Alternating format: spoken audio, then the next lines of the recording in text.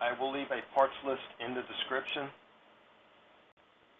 This is the old Dakine seat harness that had the hold down strap. The new model, they removed it, so I'm going to put one back on. This is the new model. Notice there's no hold down strap.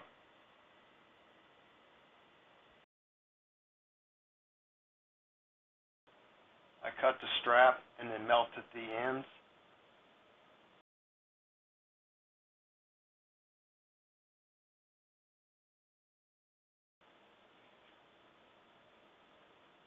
I melted 2 holes with a soldering iron.